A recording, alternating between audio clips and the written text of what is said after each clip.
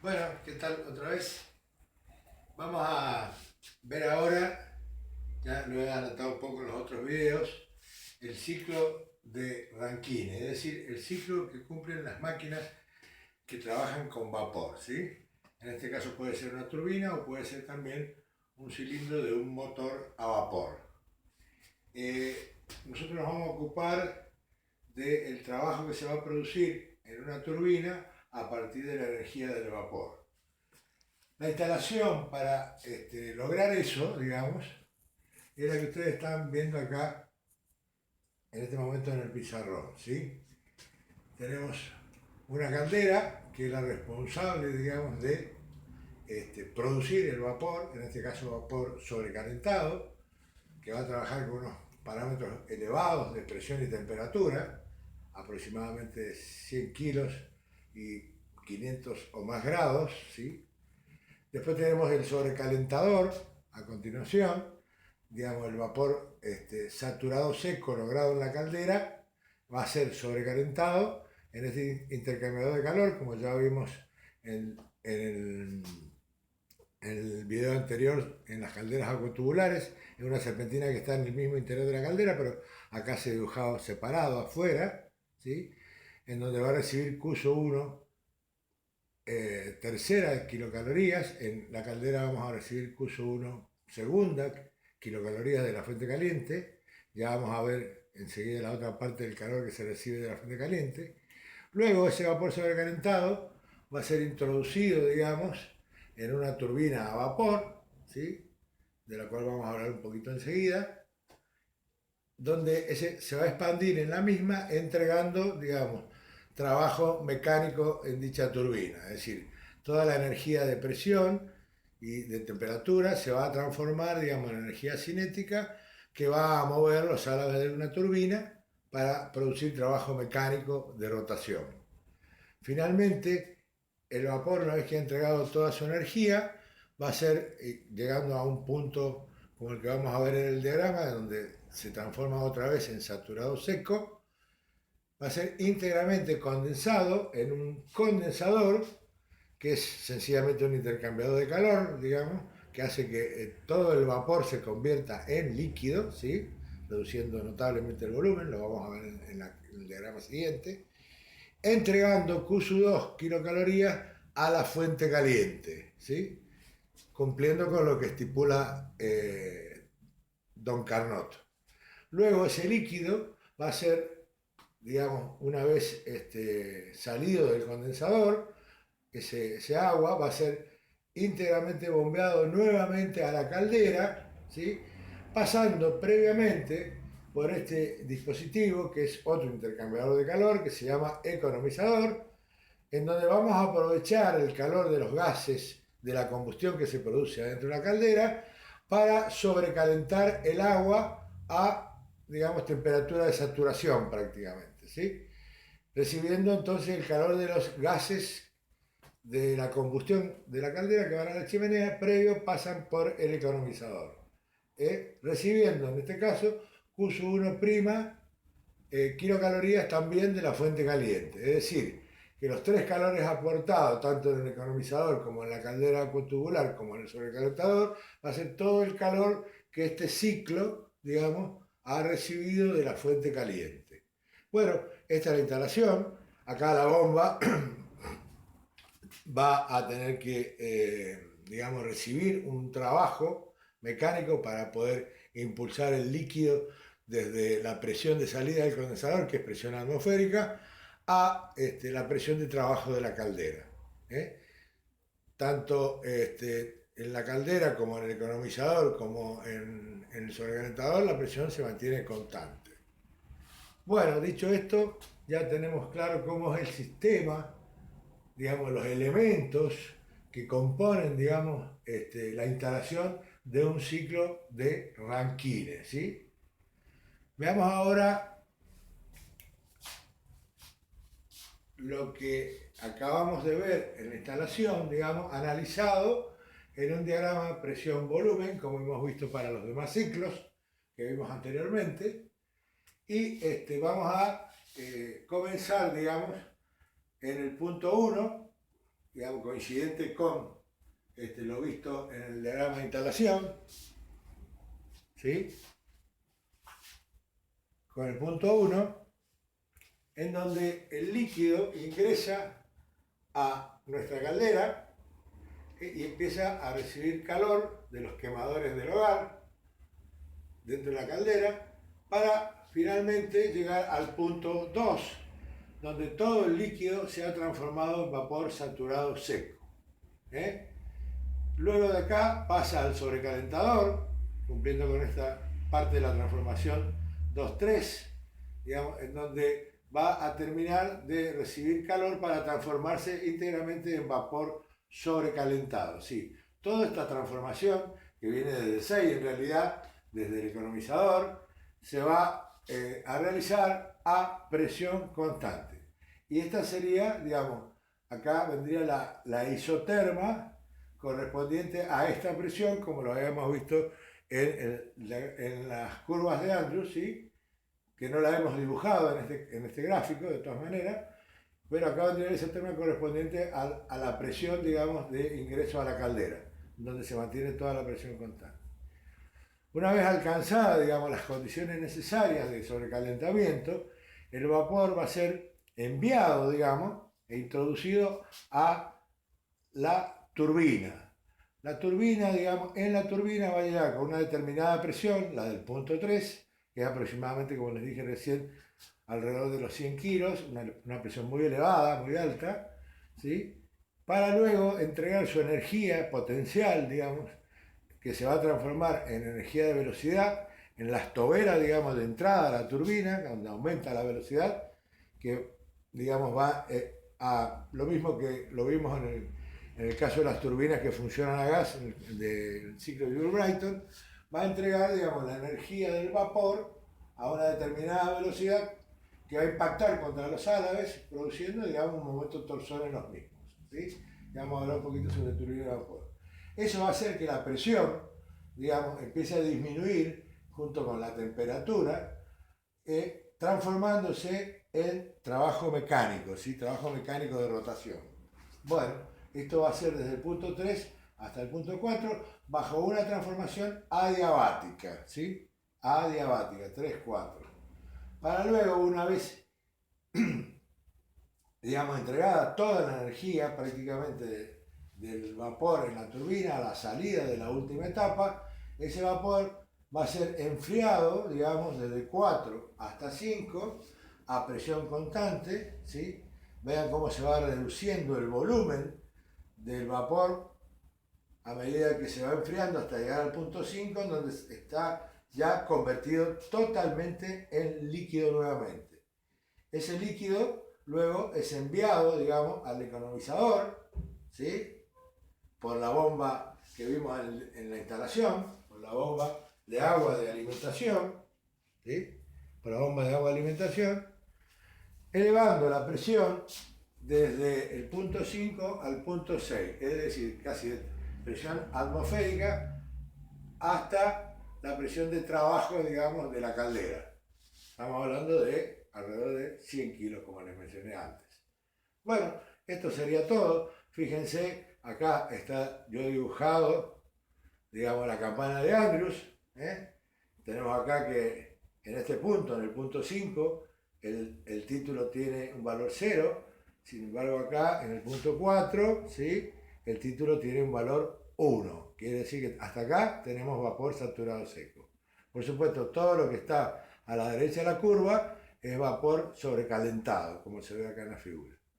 Una vez más, el área encerrada, digamos, por el ciclo, determina la cantidad de trabajo en forma gráfica. Esto ya lo vimos en los ciclos anteriores.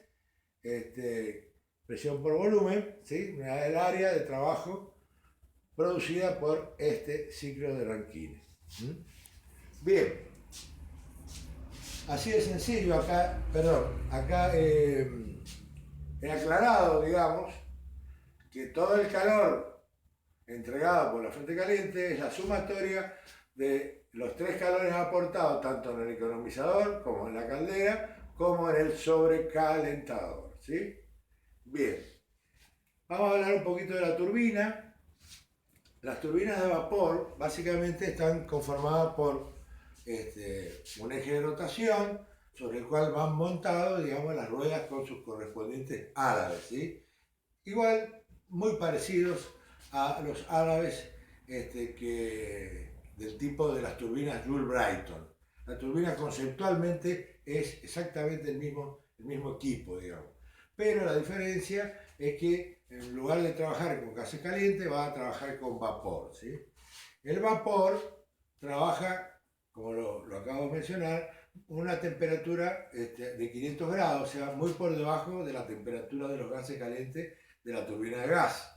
Esto, digamos, permite que los álabes, digamos, estén, digamos, construidos con materiales que no son tan especiales como los de la turbina de gas que yo les mencioné, que era un acero refractario especial para soportar las altas temperaturas de los gases, ¿sí? Las turbinas de vapor generalmente son, para grandes máquinas, están conformadas por lo menos tres etapas. Una etapa de alta presión, una etapa de media presión y una etapa de baja presión.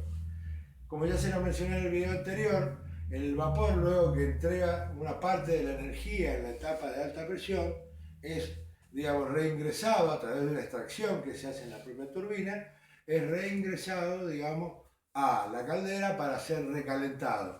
Acá en este gráfico no está manifestado la parte de recalentamiento de ese vapor, ¿sí? Simplemente solo lo sobrecalentamos y nada más. Pero en la realidad, para aumentar la eficiencia, digamos, de la máquina, el vapor se recalienta, recupera la temperatura que perdió en la primera etapa, la presión que perdió en la primera etapa no la va a recuperar, no podemos aumentar la presión, pero sí recuperamos la energía térmica, por decirlo de alguna manera, no la energía potencial con la que salió originalmente del sobrecalentador. Para ser luego enviado a la etapa intermedia o de media presión, que se llama, ¿sí? Ahí después continúa el trabajo de expansión en esa etapa y de ahí, de esa etapa, pasa, digamos, sale el vapor y pasa a la etapa de baja presión, ¿sí? En la etapa de baja presión va a entregar el resto de la energía, ¿sí? Hasta alcanzar el punto 4, ¿sí? El punto 4. Fíjense que acá yo he dibujado el punto 4, digamos, en la intersección de donde termina la expansión, o sea, a través de la diabática 3,4, y la curva, digamos, de saturación del vapor, la curva superior que denominamos acá en este punto.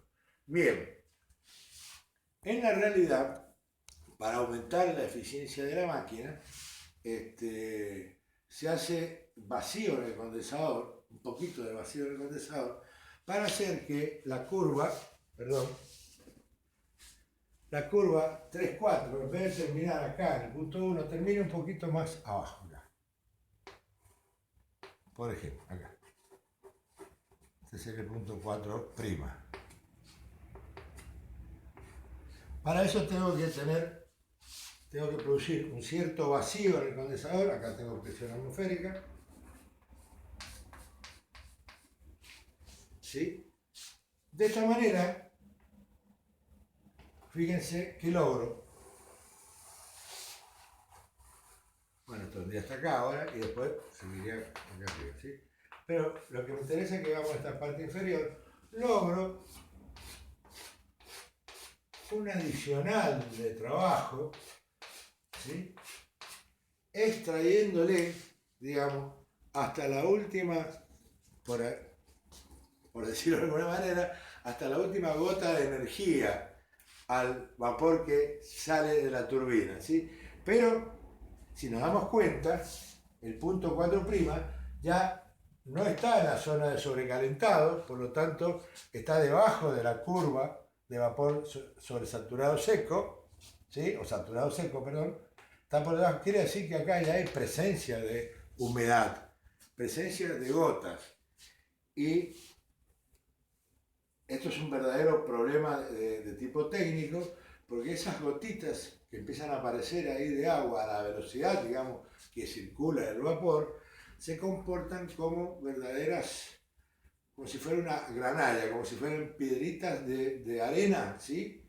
Y esto hace que impacten contra la última rueda de álabes de la etapa de baja presión y puedan dañar los álabes, ¿sí? Como si fueran una granalla contra los álabes, ¿no? Tiende a desgastar y a destruir. Pero, de todas maneras, esto es posible hacerlo porque gracias al avance en el conocimiento de los materiales, ¿sí?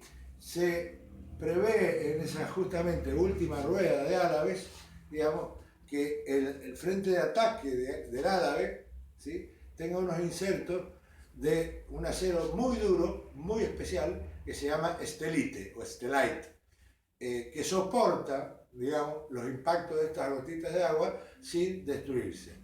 De esta manera podemos justamente aumentar la eficiencia del ciclo de 4 a 4' para lograr un aumento de la cantidad de trabajo obtenido del vapor.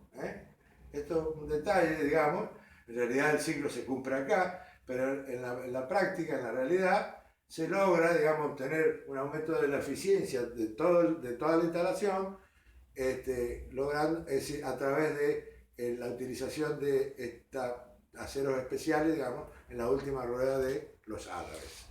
Bueno, básicamente esto es el ciclo Rankine. Muchas de las cosas que yo acabo de comentarles ya las venía anticipando en los dos videos anteriores, ¿sí? Para eso vimos todo lo que es el proceso de vaporización, para entender qué es lo que pasa en las máquinas que trabajan con vapor ahora. Anteriormente habíamos visto los ciclos de las máquinas que trabajaban con gas, ¿sí? Con gases calientes, ¿sí? Y ahora estas son máquinas que trabajan, digamos, con vapor. El mismo ciclo Rankine podría darse, en vez de utilizar una turbina, en un motor que trabaja con un pistón y cilindros, y un motor que trabaja a vapor. No se usan prácticamente, pero todavía existen algunos, posiblemente. Bien, voy a aprovechar este tiempito que queda para terminar con este video para comentar un par de detalles técnicos, ¿sí?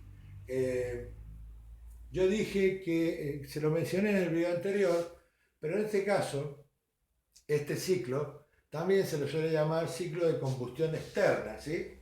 ¿Por qué? Porque la combustión en realidad se produce afuera de la turbina, como lo vemos acá. Se produce en la caldera. Acá se produce la generación de energía térmica a través del combustible del aire que se quema a través de los quemadores dentro del hogar de la caldera.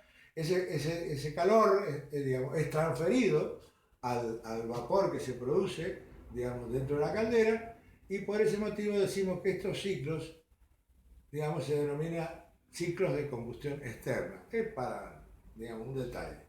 Otro detalle más, que no lo dije en el video que vimos de caldera, lo digo acá también.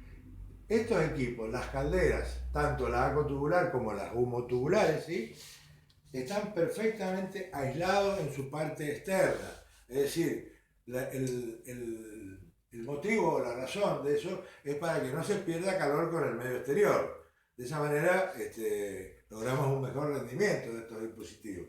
Y también la turbina, ¿sí? La turbina de vapor, al igual que las turbinas de gases en las máquinas que utilizan el ciclo Joule-Brayton, también están perfectamente aisladas del medio exterior para, digamos, no perder calor, digamos, con el medio exterior, y de esa manera tener un mejor aprovechamiento del mismo. Un pequeño detalle. Bueno, chicos, hasta acá llegamos con la unidad 3. Hemos visto todos los ciclos, faltaba y creo que ya estamos en condiciones de arrancar con la unidad 4 en los próximos videos. Así que les sugiero que repasen todo lo visto, y les comento además que junto con este video vamos a subir dos videos de turbinas a vapor. Les aconsejo que lo vean porque es muy interesante la explicación, y ahí están descritos todos los elementos que componen y conforman una turbina a vapor y cómo trabajan las turbinas a vapor más más en detalle, digamos, de lo que yo pueda explicarle en este video rápido que estamos haciendo. Así que bueno, muchas gracias y nos vemos en los próximos.